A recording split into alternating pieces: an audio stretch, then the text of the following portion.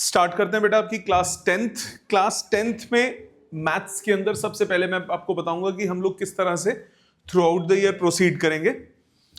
वो बताने के बाद आपको आज का पढ़ाई शुरू कर देंगे हम। Will not waste even a single day.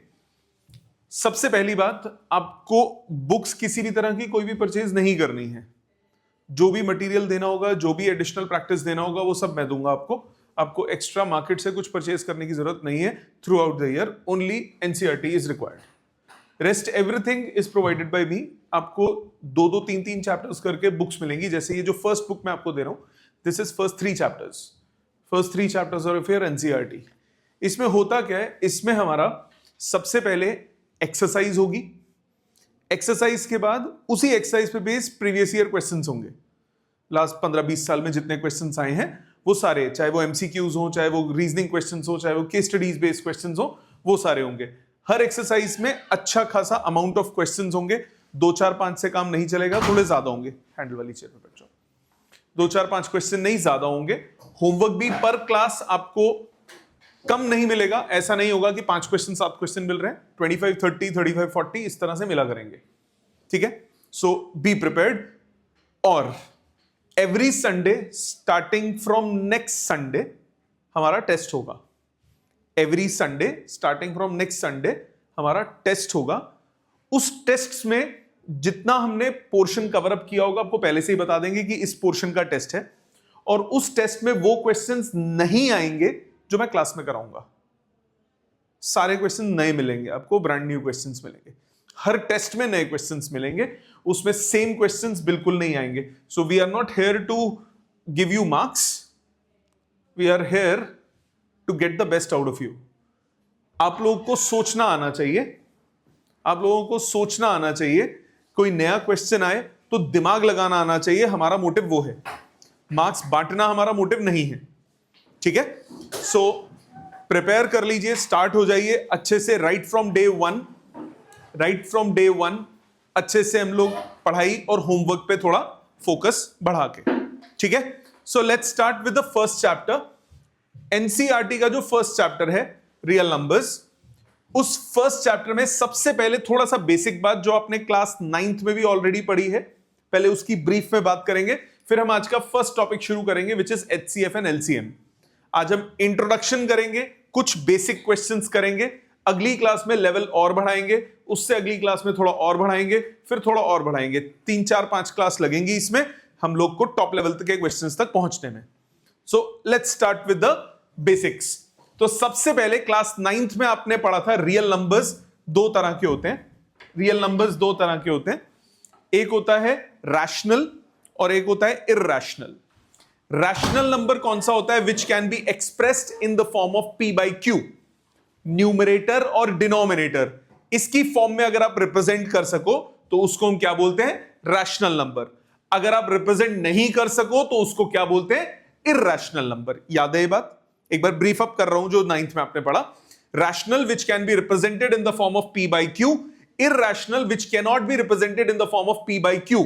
मतलब इररैशनल नंबर में क्या चीज होती है? Non terminating, non repeating decimal. याद है ये बात?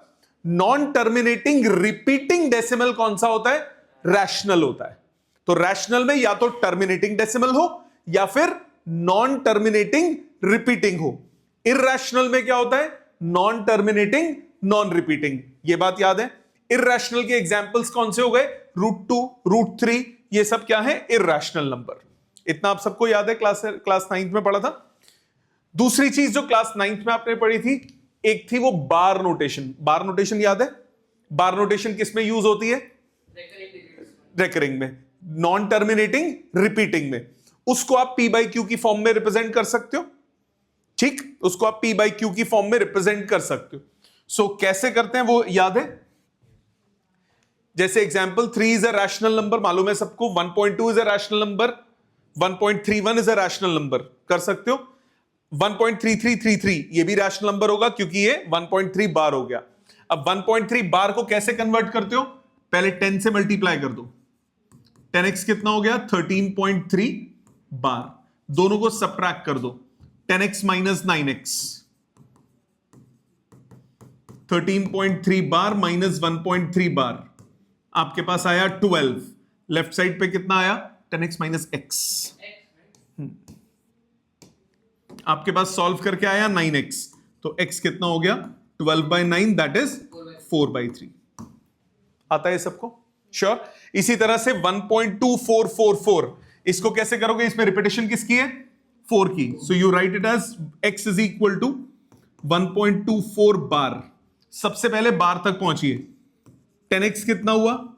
12.4 बार। दोबारा 10 से मल्टीप्लाई, 100x 124.4 बार। अब दोनों को क्या करोगे? सब्ट्रैक्ट। 100x माइनस 10x, 124.4 बार माइनस 12.4 बार, कितना बचा? 112। सो लेफ्ट साइड पे 90x, तो x आ गया 112/90। No problem. एक और 31.242424। सो ये क्या हुआ? ये हुआ 31.24 बार। 100x 3124.24 बार। सब्ट्रैक्ट करो, 100x माइनस x 3124.24 बार माइनस 31.24 बार। ठीक। 3.24 में से पॉइंट वाला पार्ट तो कट गया। किसको सब्ट्रैक्ट करोगे? 3124 में से 31 को माइनस करोगे, कितना आएगा? 3093। सो 3093। और लेफ्ट साइड पे 99x। x कितना हुआ? 3093/99। सिंप्लीफाई करो, 3 से कटा, 1031 डिवाइडेड बाय 33। ये बन गया फैक्टर। No problem. ये सबको याद है, क्लास 9 में पढ़ा था। अब एक पॉइंट पे आते हैं। ये सबसे पहला पॉइंट है, रजिस्टर खोलिए, जो मेजर पॉइंट है सबसे पहला। Any fraction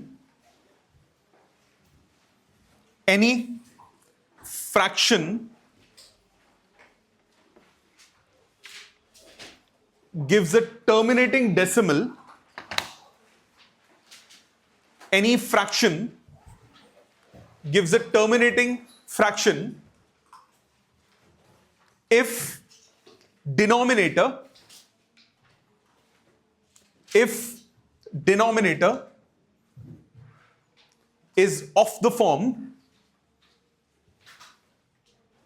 if denominator is of the form 2 to power m 5 to power n, 2 to power m 5 to power n। क्या मतलब हुआ इसका? सपोज करो आप डिनोमिनेटर की प्राइम फैक्टराइजेशन करते हो। फैक्टराइजेशन आती है? आप डिनोमिनेटर की फैक्टराइजेशन करते हो। Now if the factorization of denominator only have 2's and 5's, 2's or 5's or both, then the number, the fraction is always terminating decimal। मतलब मैंने बोला अगर denominator is of the form 2 to power m 5 to power n, तो ये terminating होगा। अगर 2 to power m 5 to power n नहीं है तो नॉन टर्मिनेटिंग होगा, बट रिपीटिंग होगा। अब ये कैसे मैं बोल सकता हूं? क्योंकि देखो वो फ्रैक्शन है। If it is a fraction, it is a real number, it's a rational number. If it's a rational number, either the decimal place is terminating or the decimal place is non-terminating, repeating. So if the denominator only have 2's and 5's, then it is a terminating decimal place. If it doesn't have 2 or 5, or let's suppose 3 भी है साथ में, then it's a non-time पे करो बेटा, then it's a non-terminating repeating। क्या ये बात समझ में आती है? कैसे हुआ? सामने देखो, I'll give you few examples। कोई लिखेगा नहीं, समझोगे। 3/80, सब आप किसको देखो? आप डिनोमिनेटर को देखो। ये रहा डिनोमिनेटर। 80 की प्राइम फैक्टराइजेशन करते हैं। 2 से गया 40, 2 से गया 20, 2 से गया 10, 2 से गया 5, 5 से गया 1। Now denominator have only 2's and 5's, So what you can write, 3 upon 80 is equal to 3 upon 2 to the power 4, 5 to the power 1. So it's a terminating decimal place. Since denominator is of the form 2 to power m, 5 to power n, therefore it's a terminating decimal number. ठीक है, अब कैसे divide करके देखें? नहीं, और आसान तरीका है, बहुत सिंपल है, सामने देखना. मैंने बोला 3 upon 80, you may write it as 3 upon 2 to power 4, 5 to power 1. Denominator में टेंस बनाओ. दोनों में से बड़ी पावर किसकी है, 4 या 5? 4. तो 5 की पावर भी 4 बना दो, ताकि 5 और 2 दोनों आपस में क्या हो जाए, मिल जाए, 10 बन जाए. 5 को 4 बना, 5 की पावर 4 बनाने के लिए 3 5s और चाहिए. किससे मल्टीप्लाई करोगे? 5 क्यूब से. मल्टीप्लाई करोगे तो डिवाइड भी करोगे, तो ये कितना हुआ, 5 क्यूब. 5 क्यूब कितना आया, 125 into 3, 375 divided by 2 to power 4, 5 to power 4. So 375 divided by 10 to power 4, 0.0375. Divide नहीं करना, डिनोमिनेटर को टेंस की फॉर्म में बनाओ.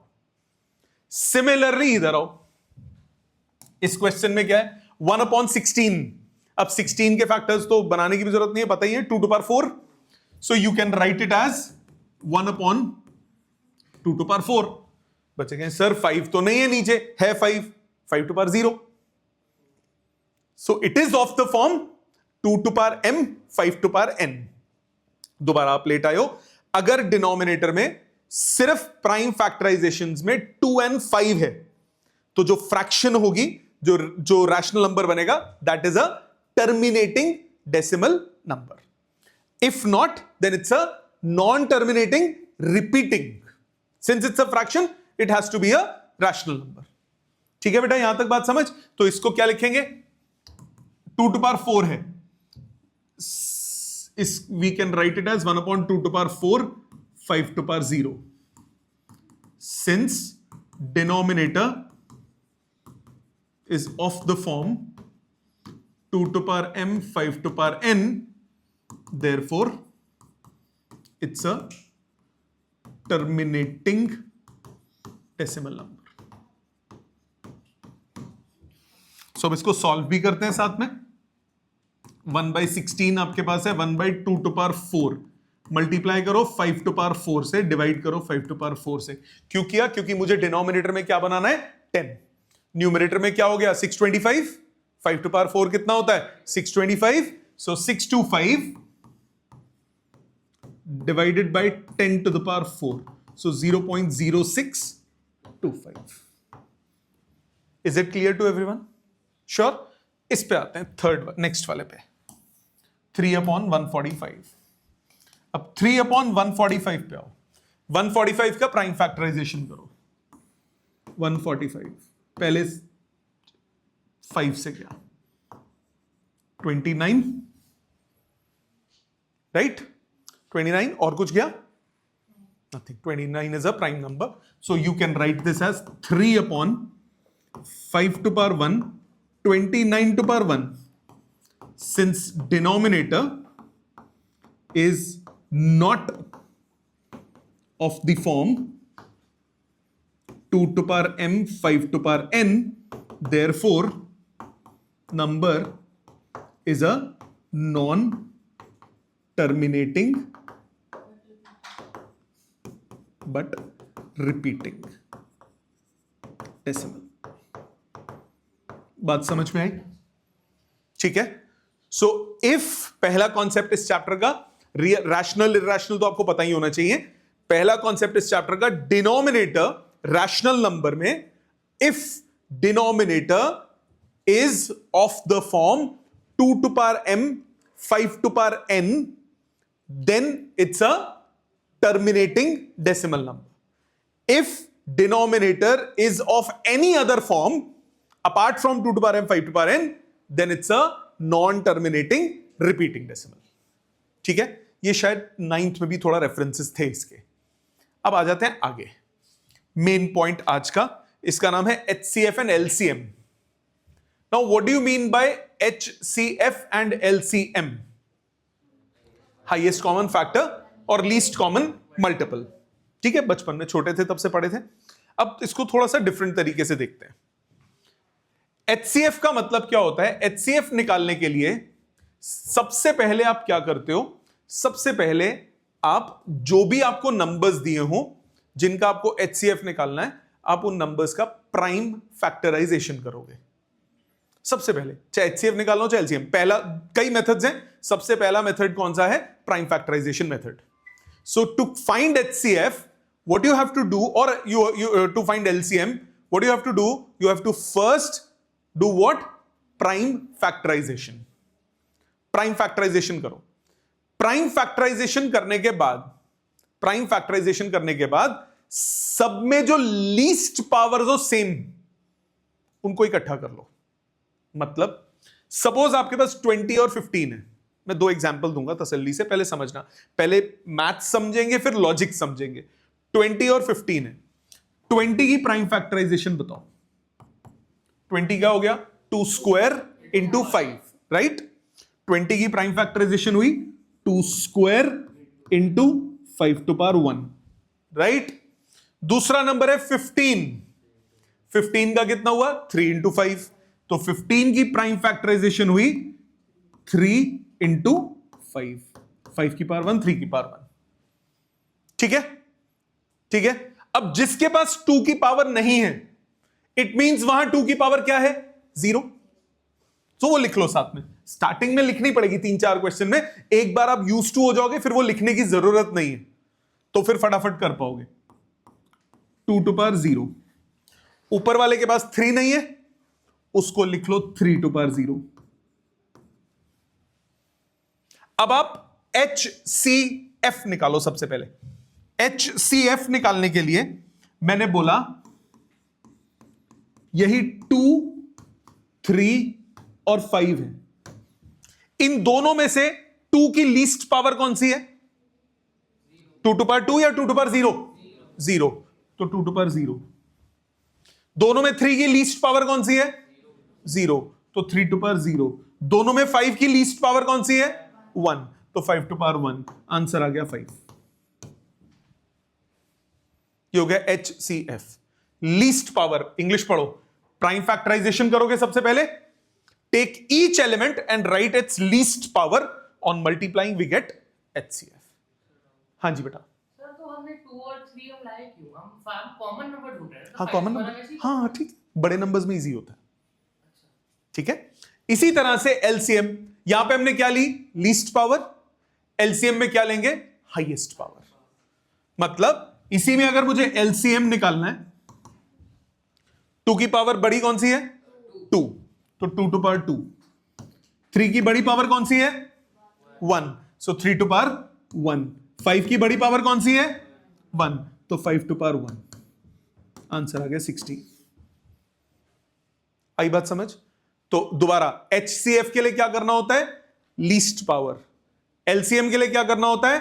Highest power. ऐसे तो क्वेश्चन सॉल्व होता है. लॉजिकली मतलब क्या हुआ? लॉजिकली मतलब क्या हुआ? आपने बचपन में भी पढ़ा, highest common factor. Highest common factor मतलब, एक एग्जांपल लेते हैं. सपोज करो मेरी एक पेस्ट्री शॉप है. मेरी एक पेस्ट्री शॉप है. मेरे पास चॉकलेट और वनीला पेस्ट्रीज है. वनीला होती है ना? नहीं होती है, पता नहीं, बहुत साल हो गए. तो मेरे पास चॉकलेट पेस्ट्री है, वनीला पेस्ट्री है. 2 टाइप की पेस्ट्रीज हैं. मैं यही नंबर्स लेता हूं. चॉकलेट पेस्ट्रीज 20 है, वनीला पेस्ट्री 15 है. What I have to do, I have to find such combination so that कि इक्वल नंबर ऑफ बॉक्सेस में सारी अकोमोडेट हो जाए और सब में बराबर बराबर समान हो. मतलब अगर एक बॉक्स में एक वनीला और एक स्ट्रॉबेरी है, चॉकलेट है, तो दूसरे में भी उतनी ही होनी चाहिए, तीसरे में भी उतनी होनी चाहिए. चौथे में भी उतनी होनी चाहिए और टोटल खत्म हो जाना चाहिए सामान। अगर मैं सब में एक एक डाल दूं तो 15 बॉक्स बन जाएंगे, पर 5 पेस्ट्री बच जाएंगी ना चॉकलेट वाली, बचना कुछ नहीं है। तो you have to find proportion so that कि आपका इक्वल नंबर ऑफ अरेंजमेंट्स हो जाए। मतलब आपको दोनों का क्या निकालना है, हाईएस्ट कॉमन फैक्टर। चीजों को डिवाइड करना हो तो क्या निकलता है, HCF। चीजों को डिवाइड करना हो क्या दिखता है, HCF। अभी मैं ये एग्जांपल नंबर वाइज समझाऊंगा तुम्हें। तो मैंने यहां पे HCF कितना है, 5 है, यहां पे HCF 5 है, ठीक है, दोनों में HCF 5 है, तो कॉमन फैक्टर दोनों का कितना हुआ, 5। ठीक, इसको अभी मैं नंबर वाइज ये पेस्ट्री वाले एग्जांपल को समझाता हूं। ये बात समझ में आई। अब एक और एग्जांपल का समझते हैं। सपोज करो मैंने बोला कि क्लैप करते हैं, ठीक है, सबने स्टार्टिंग में एक साथ क्लैप किया, ठीक, मैं और ये हम दोनों लड़ रहे हैं। मैं हर 2 मिनट बाद क्लैप करता हूं, ये हर 3 मिनट के बाद क्लैप करता है। तो स्टार्टिंग में हम दोनों क्लैप करेंगे एक साथ, 2 मिनट्स बाद मैं क्लैप करूंगा, ये तो नहीं करेगा। फिर 3 मिनट्स के बाद ये क्लैप करेगा, मैं तो नहीं करूंगा। फिर 4th मिनट आएगा तो मैं क्लैप करूंगा, वो तो नहीं करेगा। 5 मिनट आएगा, कोई भी क्लैप नहीं करेगा, क्योंकि इसने 3 मिनट्स के बाद करना है। 6 मिनट आएगा, हम दोनों क्लैप करेंगे ना, मेरा भी मल्टीपल हुआ, उसका भी मल्टीपल हुआ। ये क्या लगा, लीस्ट कॉमन मल्टीपल। दोबारा सेम चीज जब रिपीट हो रही है तो ये क्या लगेगा, लीस्ट कॉमन मल्टीपल। बाकी this will be more clear when you do more number of word problems. अभी हम लोग बात पहले सॉल्विंग की कर रहे हैं, वर्ड प्रॉब्लम्स आएंगी अगली 1-2 क्लास में ही आ जाएंगी। तो वर्ड प्रॉब्लम्स समझने के लिए आपको लॉजिकली पता होना चाहिए कि HCF और LCM का लॉजिकल मतलब क्या है। HCF मतलब हाईएस्ट कॉमन फैक्टर। फैक्टर मतलब छोटे छोटे हिस्सों में डिवाइड करना है। लीस्ट कॉमन मल्टीपल मतलब जोड़ना है, आगे बढ़ना है, मल्टीप्लाई करना है, नंबर से बड़ा बनाना है, तो हो गया लीस्ट कॉमन मल्टीपल। और नंबर्स को छोटों में तोड़ना है, that is highest common factor. ठीक है, यही पेस्ट्री वाला एग्जांपल लेता हूं पहले एक बार, फिर एक और क्वेश्चन करके दिखाऊंगा। मैंने बोला मेरे पास 15 वनीला पेस्ट्रीज हैं और 20 चॉकलेट पेस्ट्रीज हैं। दोनों का HCF कितना हुआ, दोनों का HCF कितना आया था पीछे, 5। दोनों का कॉमन फैक्टर कितना हुआ, 5। दोनों का कॉमन फैक्टर हो गया 5, मतलब मैं 5 बॉक्सेस यूज करूंगा।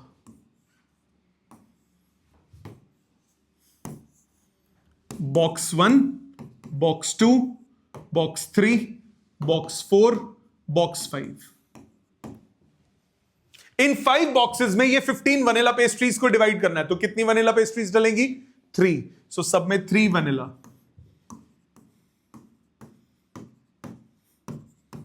और इन्हीं 5 बॉक्सेस में मेरे को 20 चॉकलेट पेस्ट्रीज डालनी है, तो हर एक में कितनी डालूंगा, 4।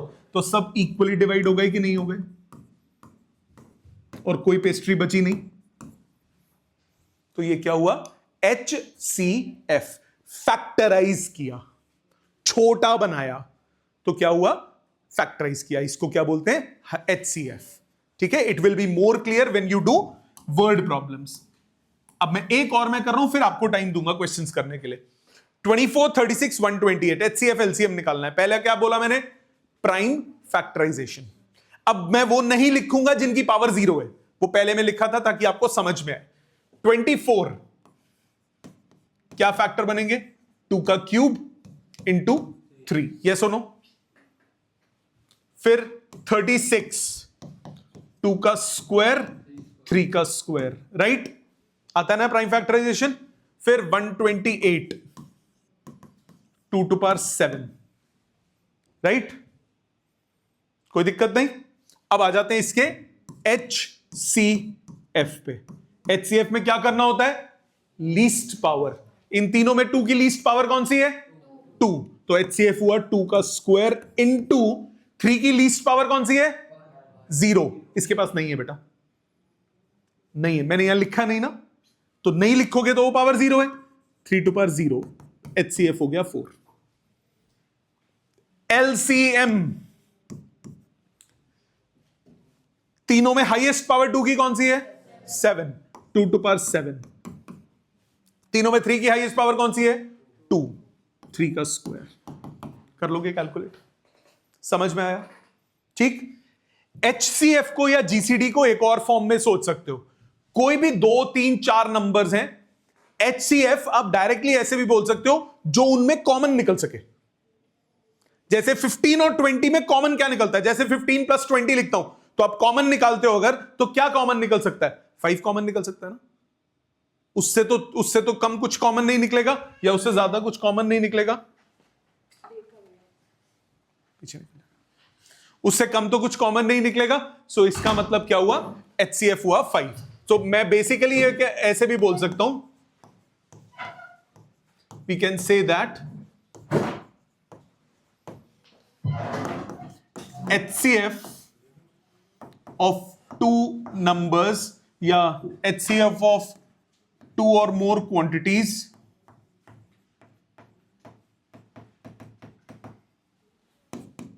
is the maximum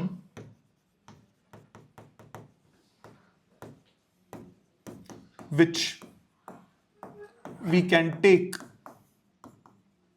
common out of them।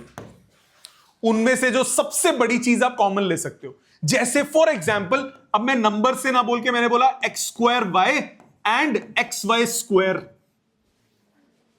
इनका HCF क्या कॉमन निकलेगा? xy। तो इनका HCF हो गया xy। अब लॉजिकली भी सोच सकते हो यार, x² और x लीस्ट पावर कौन सी है? 1। y स्क्वायर लीस्ट पावर कौन सी है? 1। तो xy HCF। Anything which you can take common, उसको क्या बोलते हैं? HCF। ठीक है। नंबर वाइज आप क्या बोलोगे? जितने भी नंबर्स आपके पास हैं उनमें प्राइम फैक्टराइजेशन करो। सबसे पहले प्राइम फैक्टराइजेशन करो। प्राइम फैक्टराइजेशन करने के बाद हर इंडिविजुअल एलिमेंट में जो लीस्ट पावर है उसको कंसीडर करो, मल्टीप्लाई करो, क्या आएगा? HCF। जो हाईएस्ट पावर है उनको इकट्ठा करके मल्टीप्लाई करो, क्या आएगा? LCM। करोगे 2-3 क्वेश्चंस? ये करिए, ये 4 क्वेश्चन कीजिए, 5 मिनट्स है आपके पास।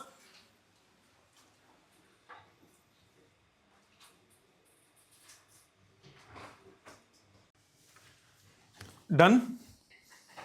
जितना किया चेक कीजिए। First 8, 9 and 25। 8 is 2 cube, 9 is 3 square, 25 is 5 square. So HCF is 2 to power 0, 3 to power 0, 5 to power 0, that is 1. Right? Least power 2 to power 0, least power 3 की 3 to power 0, least power 5 की 5 की power 0। कैसे लिखते हो? 2 cube, 3 और 5 हैं तो 3 to power 0, 5 to power 0, 3 square, 2 to power 0, 5 to power 0, 5 square, 2 to power 0, 3 to power 0। तो लीस्ट पावर कितनी हो गई? तीनों की 0।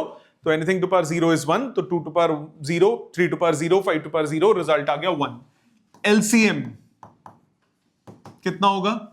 हाईएस्ट पावर 2 का क्यूब, 3 का स्क्वायर, 5 का square.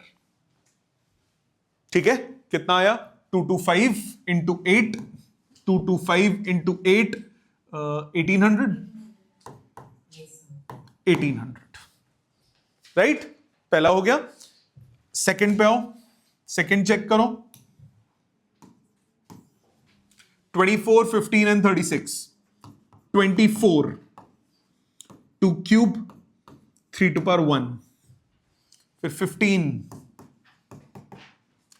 3 to power 1, 5 to power 1, then 36 2 square, 3 square। HCF 2 की मिनिमम पावर 0, इसको 2 to power 0, 5 to power 0, 5 to power 0। ठीक है। स्टार्टिंग में जब तक प्रैक्टिस नहीं होती पावर 0 भी लिखो, सो दैट की गलती ना हो। 2 की minimum power is 2 to power 0, minimum power of 5, 5 to power 0, minimum power of 3, 3 to power 1, तो HCF आ गया 3। क्या ये क्लियर? HCF मैच हो गया। LCM में you take the highest power. Highest power कितना होगा? 2 की highest power 3, highest power of 3 is 2 and highest power of 5 is 1. 8 9 is 72, 72 into 5, 360. पहले दो करेक्ट हैं सबके, थर्ड पे आ जाइए। 435 and 725, 435, 3 से जा रहा है सबसे पहले, 1 4 3 1 4 5,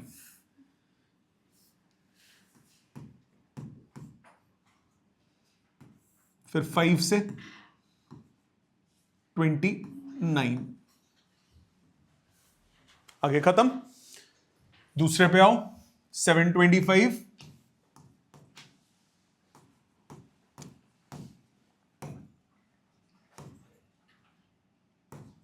145, then 5 29.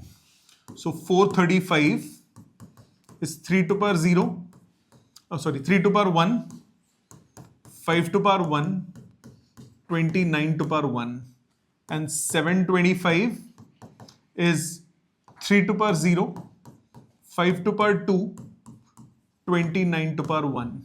So HCF is 3 to power 0, 5 to power 1, 29 to power 1, that is 145. HCF is 145. LCM 3 to power 1, 5 to power 2, 29 to power 1. मतलब 29 to 145, 145 into 15 मल्टीप्लाई करो, आंसर आ जाएगा, राइट? जो भी आ रहा है। Next, fourth, 12576,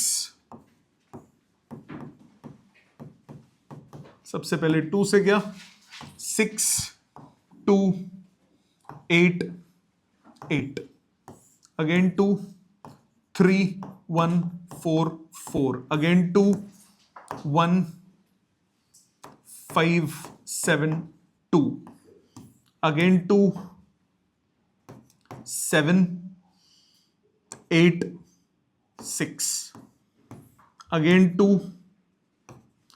3 9 3, now 3 1 31. ठीक, सेकंड पे आओ, मतलब 12576 आपके पास हो गया 2 to the power 1 2 3 4 5, 3 to power 1. Second term is 4052, 2 2026, 2 1013. आगे जाएगा? नहीं जाएगा, तो ये आ गया 4052 is 2 square into 1013. तो HCF कहां पे बेटा? ओ 131 रह गया, सॉरी। HCF कितना हुआ? 2 स्क्वायर, और LCM कितना हुआ? 2 to power 5 into 3 to power 1 into 131 into 1031. ठीक, समझ में आ गया ये सारा? 1013। मेथड क्लियर है बेटा सबको? एकदम क्लियर है? श्योर, कोई दिक्कत नहीं बेटा इसमें? नेक्स्ट, अब HCF LCM के कुछ अलग से फॉर्मूलाज, कुछ एडिशनल फॉर्मूलाज जो आपको काम में आएंगे। उसके लिए सबसे पहले एक बार HCF LCM दोबारा से, मैंने आपको क्या बोला? बाइफरकेट करते हैं, जो दो टर्म्स को अगर मैं छोटा करता हूं, कट करके उनको डिवाइड करता हूं, तो क्या लगता है? HCF, और उनका मल्टीपल देखता हूं तो क्या लगता है? LCM। इसको ऐसे याद रखो, काफी बार काम आएगा। आपके पास दो नंबर्स हैं, HCF इनका पार्ट है, इन दोनों का part, it is the highest number which divides both A and B। वो सबसे बड़ा नंबर जो A और B दोनों को डिवाइड करे, दैट इज HCF। LCM क्या है? That lowest number which is divisible by a and b. ये आगे काम आएगी टर्म्स जो मैं यूज कर रहा हूं, आगे काम आएगी, क्योंकि आगे जब आपके पास क्वेश्चन आएगा ना, तो आगे थोड़े से आगे जाओगे तो क्वेश्चन ऐसे आएंगे, which number is to be added to this and this so that LCM becomes this, इस तरह के क्वेश्चन। तो वहां ये सब चीजें काम आएंगी। मल्टीप्लाई करना है तो एलसीएम भी आ जाए, या ये एलसीएम है, कुछ सबट्रैक्ट करना है तो नया क्या बनेगा, तो वहां ये छोटी छोटी टर्मिनोलॉजी में जो मैं बोल रहा हूं वो काम आएगी। पहला एचसीएफ क्या है, it is the highest number which divides both A and B, A और बी दोनों को जो डिवाइड कर दे सबसे बड़ा नंबर, दैट इज एचसीएफ। और एलसीएम क्या है, least number which is divisible by both A and B, A और बी दोनों से जो डिविजिबल हो सबसे छोटा नंबर, वो कौन है, एलसीएम। ठीक है, इसके अलावा कुछ फॉर्मूलाज जो अभी क्वेश्चंस में काम आएंगे, पहले तो इतना लिख लीजिए प्लीज, ये काम आएगी चीज, याद रखनी है, ये इस फॉर्मेट में नहीं होगी कहीं पे।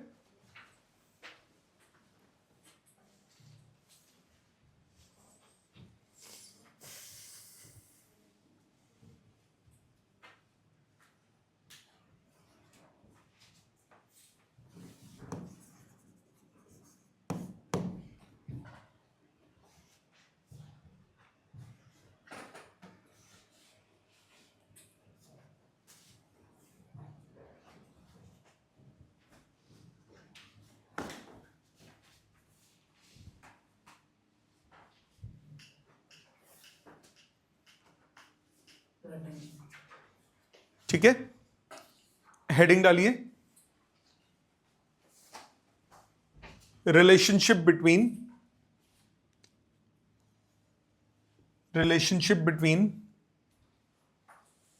HCF and LCM।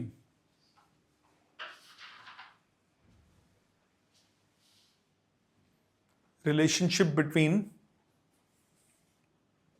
HCF and LCM। पहले हम बात करते हैं दो नंबर्स की। कोई भी दो नंबर्स आपके पास हैं, उनका HCF और LCM का रिश्ता क्या कहलाता है, उनका रिलेशनशिप क्या है। HCF मल्टीप्लाइड बाय, अभी लिखवाऊंगा, HCF मल्टीप्लाइड बाय LCM आपको उन दोनों नंबर्स का प्रोडक्ट देगा। मतलब अगर दो नंबर्स हैं A और B, उनका प्रोडक्ट क्या होगा, HCF multiplied by LCM। HCF into LCM is A into B। जैसे वो एग्जाम्पल 15 और 20 वाला, HCF कितना था 5, LCM कितना था 60। 5 और 60 को मल्टीप्लाई करो कितना आता है 300। 15 और 20 को मल्टीप्लाई करो क्या आता है 300। तो HCF इंटू LCM किसके बराबर होता है, A इंटू B। पहला ये लिख लीजिए, ये काम आएगा, ये आपके सिलेबस में है, क्योंकि अब जो मैं फॉर्मूला बोलूंगा वो सिलेबस में नहीं है।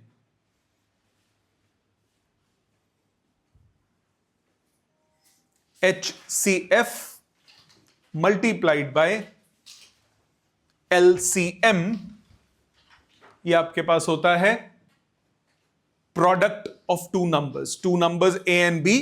So the product of two numbers is HCF multiplied by LCM। अब इस पे बेस्ड क्वेश्चंस कैसे आते हैं, इस पे बेस्ड ना कई बार क्वेश्चंस आ जाते हैं, आपको दो नंबर्स दिए होंगे, आपको HCF गिवन होगा, LCM निकालना होगा, या आपको LCM दिया होगा, HCF निकालना होगा, दो नंबर्स गिवन होंगे, या HCF LCM दोनों गिवन होंगे, एक नंबर गिवन होगा, दूसरा निकालना होगा। तो चार में से कोई तीन चीज गिवन होगी, एक निकालना होगा।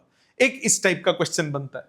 ठीक है, अब इसके अलावा ऐसे क्वेश्चन, ऐसा फॉर्मूला जो कि आपके सिलेबस में नहीं है CBSE के, बट अगर आप NTSC और अगर किसी और एग्जाम में देते हो तो वो काम आएगा। ये दो रिलेशंस, इनमें सबसे पहला है, अगर आपको तीन नंबर्स का रिलेशन देखना PQR, तीन नंबर्स हैं, LCM ऑफ PQR और HCF ऑफ PQR, इनका रिश्ता क्या होता है, LCM ऑफ PQR होता है product of three numbers into HCF divided by pair में HCF। मतलब LCM ऑफ PQR होगा P into Q into R into HCF of PQR divided by HCF of PQ। Into HCF of QR into HCF of RP। इसी तरह से HCF of PQR होगा P into Q into R, LCM of PQR divide by LCM of PQ, LCM of QR, LCM of PR। देखो कितना वो है ना, easy है ना याद करना, एक दूसरे के, मतलब इधर HCF है तो उधर हर जगह LCM है, इधर LCM है तो हर जगह HCF है। ठीक, ये ज्यादा काम नहीं आएगा बट ये बहुत काम आएगा। एंड आई एम एक्सपेक्टिंग कि इस बार आने वाले 1-2 साल में कभी भी हो सकता है तुम्हारे साथ ही, you are the lucky one, fraction में LCM निकालने को आ जाए। उसके लिए बिना फॉर्मूले के भी हो जाएगा।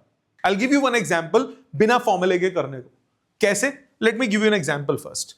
मैंने बोला, क्वेश्चन बोला, फाइंड LCM ऑफ 1/2, 1/3, 1/6। 236 का LCM आप कहोगे 6 होता है। 1/2, 1/3, 1/6 का LCM तो नहीं होता ना 6। फ्रैक्शन का कैसे LCM निकालोगे? फ्रैक्शन का LCM कैसे निकालोगे? तो ये सोचने वाली बात है। कैसे निकालोगे? करोगे कोशिश? कोशिश करोगे? करोगे कोशिश? करो ना, मेरे को देख रहे हो आप, सीधा ऐड मत कर देना। LCM का मतलब क्या होता है? मल्टीपल। इन तीनों का कॉमन मल्टीपल कौन है? ना ना, सोचो, रट ऐसे नहीं। हाँ, पर ये तो इजी एग्जांपल है, ये तो तुमने हिट एंड ट्रायल से सोच लिया। लॉजिकली कैसे सोचोगे जरा ध्यान देना। तीनों को सेम डिनोमिनेटर में ले आओ सबसे पहले। 1/2, 1/3, 1/6। आप इसको 3/6 लिख सकते हो, आप इसको 2/6 लिख सकते हो, आप इसको 6/6 लिख सकते हो, राइट? ओ सॉरी, 1/6 है ऑलरेडी। आप इसको 1/6 लिख सकते हो, राइट? अब थोड़ी देर के लिए लेट 1/6 इक्वल टू x, तो आपके पास ये नंबर्स कौन से बन गए? 3x, 2x और x। इन तीनों का LCM क्या होता है? 6x। 3, 2 और 1 हो गया इनका, और x तो है ही है, तो इनका LCM कितना हो गया? LCM of 3x, 2x, x कितना होता है? 6x। और x की वैल्यू कितनी है? 1/6। आंसर कितना आया? 1। एक तो ये तरीका हो गया।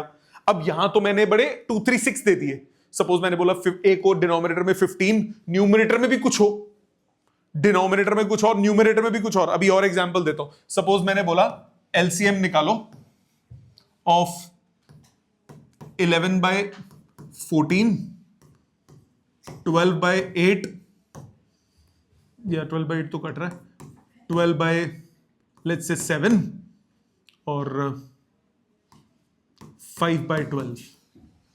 अब बना के दिखाओ कॉमन फैक्टर, हो जाएगी ना हालत खराब।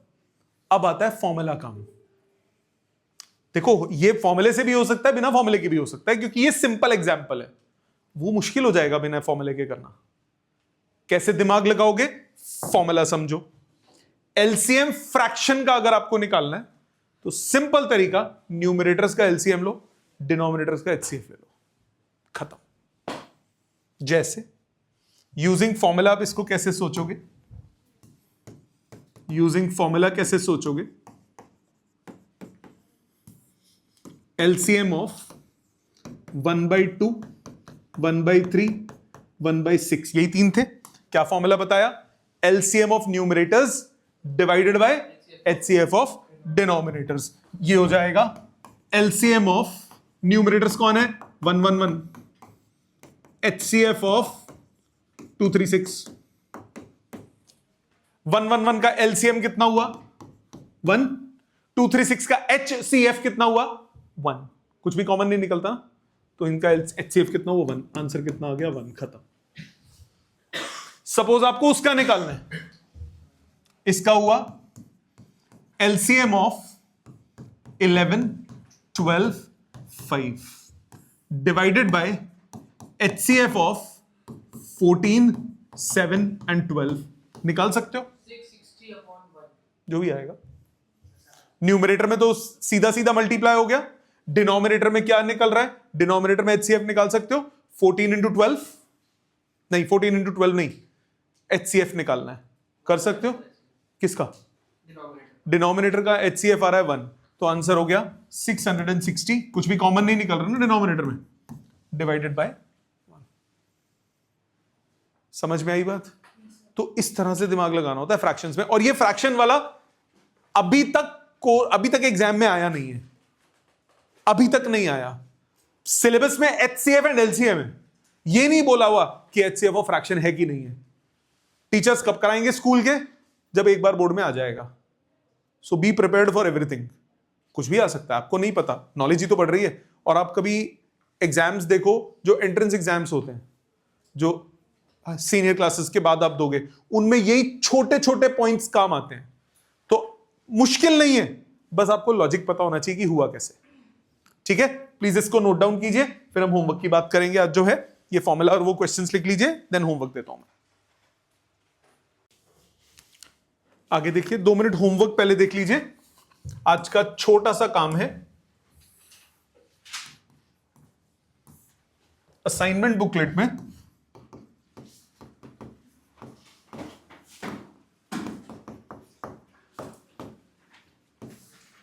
Page number 12 exercise 1 question number 1 to 30, only 30 questions.